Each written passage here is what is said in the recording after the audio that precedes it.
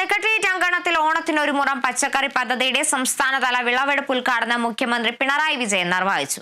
മന്ത്രിമാരും സെക്രട്ടേറിയറ്റ് ഉദ്യോഗസ്ഥരും പരിപാടിയിൽ പങ്കെടുത്തു.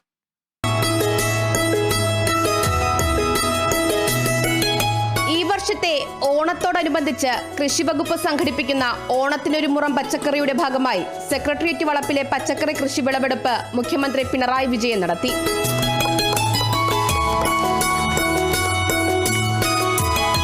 പച്ചക്കറി ഇനങ്ങളായ വഴുതന, കത്തിരിക്ക, മുളക്, തക്കാളി, വെണ്ട കൂടാതെ വിവിധതരം ചീര, മത്തൻ, പടവലം, വെള്ളരി, പയർ, പാവൽ തുടങ്ങിയ ഓണസദ്യ ഗംഭീരമാക്കാനുള്ളവ ഇവിടെ തയ്യാറായിരുന്നു.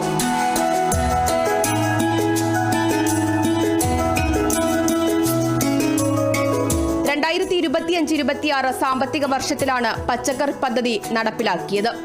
സംസ്ഥാന സർക്കാരിന്റെ സമഗ്ര പച്ചക്കറി ഉൽപാദന യജ്ഞത്തിന്റെ ഭാഗമായിരുന്നു ഓണത്തിനൊരു മുറം പച്ചക്കറി. ഓണനാളുകളിൽ പച്ചക്കറി സുലഭമായി ലഭിക്കുന്നതിനും വിപണിയിൽ ഉണ്ടായേക്കാവുന്ന വിലക്കയറ്റം നിയന്ത്രിക്കുന്നതുമാണ് പദ്ധതിയുടെ ലക്ഷ്യങ്ങൾ.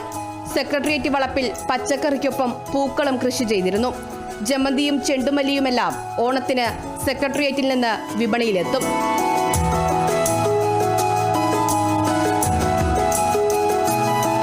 Kerala vision news, Thiruvananthapuram.